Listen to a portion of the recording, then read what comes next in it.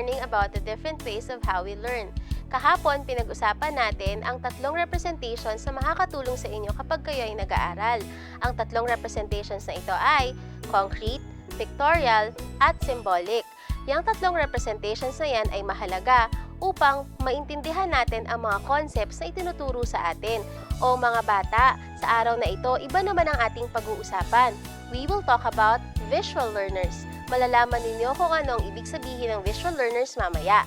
Samahan niyo ako, sama-sama tayong mag-aral, sama-sama tayong masayang gumawa ng homework.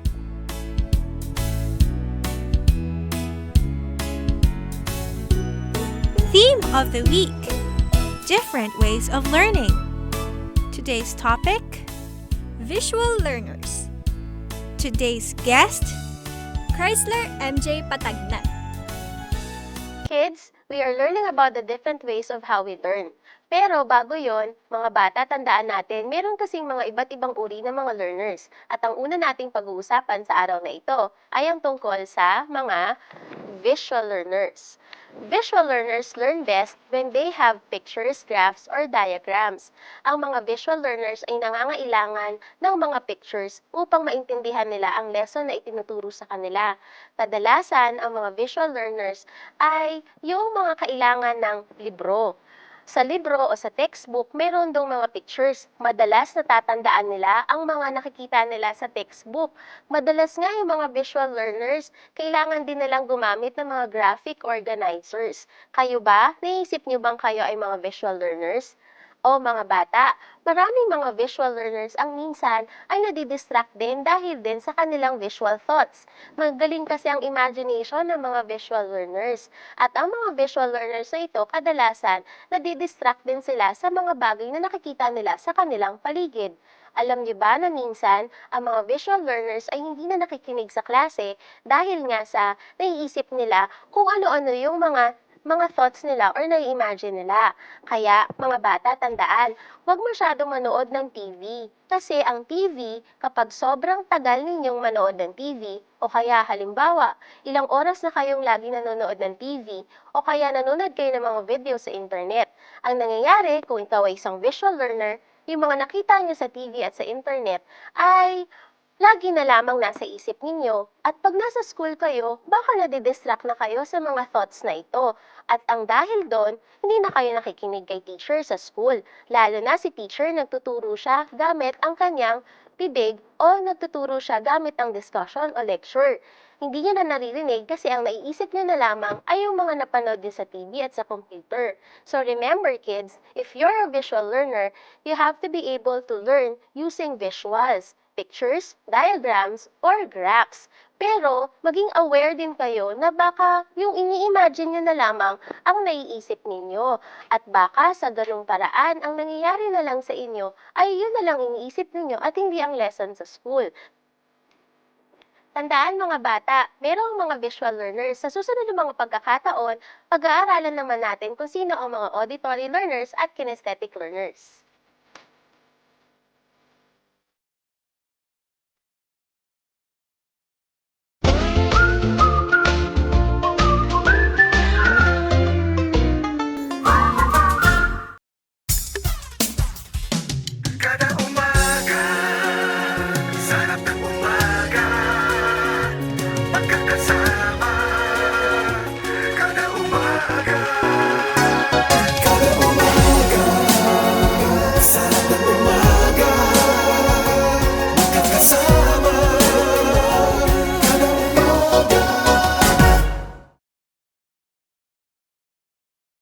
Let's get together, Sunday 25,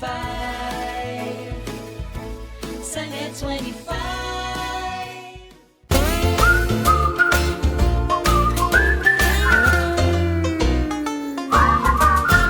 Objectives of the episode. At the end of the episode, the viewers will be able to learn about visual learners. Visual learners are those who learn better using pictures, drawings, and diagrams. Kids, we just talked about visual learners. Tandaan na mga visual learners ay nangangailangan ng pictures, graphs, or diagrams para sila ay matuto. At mayroon akong kasama na isang visual learner. Nangangailangan siya ng pictures para kami ay makapag-storytelling at makapag-aral ng aming lesson sa English. Hi, Chrysler! Hi! Chrysler, bago tayo mag-lesson, ang gagawin po muna natin ay, ang lesson natin for today is reading. Ano nga yung lesson natin? English reading. English and reading. Tandaan, ang ating gagawin mamaya ay tungkol sa isang story. Pero, tulad ng dapat nating gawin, magre-review muna tayo ng thought bubble. Anong tawag natin dito? English reading. Ito po, anong tawag dito? Thought bubble. Thought bubble. Ibig sabihin, kailangan mag-concentrate muna tayo. Let's focus on what we are supposed to think of. Okay? Yes. Okay. If this is your thought bubble, inside your thought bubble should be math or reading? Reading. Reading. Very good. What should be in Ate Sally's thought bubble as well? Math or reading? Reading. Reading din. Kung ano ang thought, anong iniisip ni Ate Sally, yun din ang dapat iniisip ni In your brain. in your brain. That's what you're supposed to think of in your brain, okay? Yun Yeah. din ang iniisip ni Chrysler. So what should we put inside our thought bubble? Math or reading? Reading. Reading, very good. With English. In English, very good. So later, we will talk about a story, right? Right. Okay? Remember, What we is will... the story? But before that, after we think about the thought bubble, we will also talk about the rules first, right? Because rules will help us organize our thoughts in our brain. Yes. Yes, and rules will And help also... you behave. Yes, that's right. Rules help us so that we will be able to show good behavior, right? Yes. Yes po. So let's talk about the rules. Rule number 1. Who should you look at? Ate Sally. That's right. So, rule number 1, look at Ate Sally. What's rule number 1? Look at Ate Sally. Look at Ate Sally. What is rule number 2? Listen at Ate Sally. Listen to Ate Sally. Again, rule number 2. Listen to Ate Sally. Very good. Rule number 3, Use the words opo at po. very good. Use po and opo when talking to Ate Sally because Ate Sally is younger than you or older than you? Older than me. Yeah, older than you or older than me, you say? Older? than Me. You say older than me. older than me. Very good. So that's why we're supposed to use the words po and opo. And then rule number 4. Hands on the table. Very good. Rule number 4 is hands on the Table. table. And rule number 5. Think of the topic. Think of the topic. That's right. Again, rule number 1. Listen at Ate Sally. No. Rule number 1. Look at. Ate Sally. Rule number 2. Listen at Ate Sally. Listen to Ate Sally. Again. Listen to. Ate Sally. Very good. Sit properly. Good job. Rule number 3. Say. Opo at po. Very good. Rule number 4. Hands on the table. Hands on the table. Rule number 5. Think. Think of the topic. Very good. That's how we are supposed to learn. That's right, Chrysler? Look at me, Chrysler. Rule number 1. Very good. So today, we will talk about a story and it's called The Turtle and the hare. Turtle and the Hare. Very good. Oh, you look at the pictures first and we will talk about it later. All right. Kids, remember, when we are learning about a topic or we are learning and we are studying, we should be able to say the rules first. That's a very important part of our learning. At pangalawa, tandaan, laging gumamit ng thought bubble. Kung ano ang topic, yun lang ang dapat nandoon sa loob ng ating thought bubble.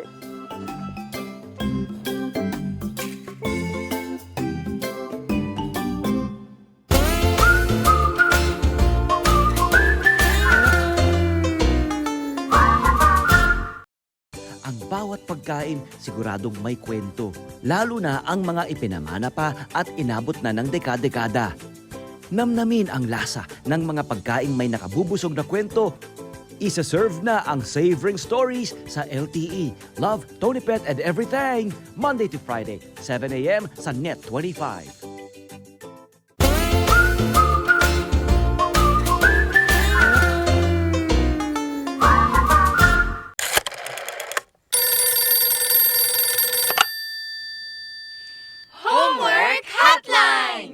Ate Sally, nahihirapan po akong intindihin yung binabasa ko, lalo na kapag mahaba. Ano pong gagawin ko para mas madali ko pong maintindihan yung binabasa ko? Jassy, ang ating pag-uusapan sa araw na ito ay isang study strategy. Ito ay matatandaan mo gamit ang mga letrang S, Q at 3 R. Ang S ay para sa scan. Ang Q ay para sa question. At ang 3 R naman ay para sa read, reread, and recheck. Isa-isayin natin, Jassy. Simulan natin, Jassy, sa letter S. Ang letter S ay para sa scan. Sulat ko. Tandaan, Jassy, kapag ikaw ay nag-aaral, tingnan mo muna ang buong article o kaya buong chapter na ipinapaaral sa inyo ng inyong mga teachers o kaya pag-aralan ang isang buong story. Tingnan mo muna kung gaano ito kahaba. Tingnan mo rin kung ito ay mahirap bang intindihin o naintindihan mo ba yung mga salitang nandoon sa story or article na iyon. Tandaan, letter S ay para sa scan at ang gagamitin mo ay yung mga mata. Ang letter Q naman ay para sa question. Jassy, pwede kang gumawa ng mga tanong bago ka magbasa. Isipin mo muna kung ano-ano yung mga gusto mong malaman doon sa story na yon. Question, maglista ka ng mga tanong o kaya basahin mo yung mga tanong na gusto ni teacher na sagutan ninyo. At hanapin mo sa story na na-scan mo na kung ano ang magiging posibleng sagot sa bawat tanong na iyong kailangang sagutan. At doon naman tayo sa pangatlo, isang letter R. Para sa unang letter R, ito ay read. O Jassy, kailangan basahing mabuti ang story na iyong pag-aaralan. Read, basahing mabuti. Pwede ka rin gumamit ng iba-iba pang mga study strategy tulad ng highlighting, encircling important parts, at kung ano-ano pa. O nga pala, kapag may nabasa ka na hindi mo naiintindihan na word, pwede mong itong lagyan ng bilog o kaya iba't iba pang mga senyas o symbols para maintindihan mo na mamaya sasabihin mo sa sarili mo, titingnan mo ito sa dictionary. Doon tayo sa pang-apat, SQR, pang-apat na dapat mong gawin. O Jassy, pwede mong gawin ay reread. Reread, ibig sabihin, basahin mo ulit. Bakit kailangang basahin ulit? Yun ang itatanong mo sa akin. Kasi alam mo, Jassy, baka kasi may impormasyon kang nakalimutan. Kaya dapat basahin mo ulit. O, pang-lima na tayo ha. SQRR, panghuli. Isa pang R. Ang huling letter R na dapat mong gawin ay recheck. Ayan, Jassy. Recheck. Siyempre, Jassy, kapag katapos mong magbasa, nasagutan mo na yung mga tanong na kailangan mong sagutan. Kaya, Jassy, kailangan mong i-check kung lahat ba ng tanong ay nasagutan mo. Kailangan mo ring i-check kung yung bang story ay talagang naintindihan mo. Enough para masagutan mo ito matapos ang iyong assignment at makasagot ka rin sa recitation ninyo sa school. Ayan, Jassy, pinag-usapan natin ang study strategy na SQ3R. Survey, question, read, reread, and recheck. Sana nakatulong kami sa'yo. Paalam!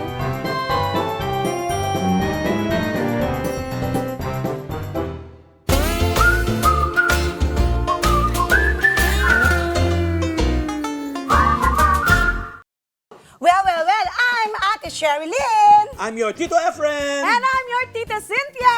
Your Chef Mads. Na nag-iimbita sa inyo tuwing Sabado Sabado at Linggo na laging subaybayan ang Ito ang Tahanan mula alas 8 hanggang alas 9 ng umaga dito lang sa Net 25.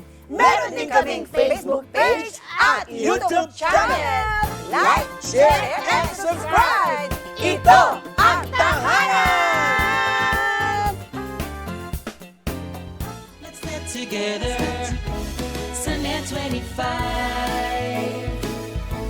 Sunnet 25.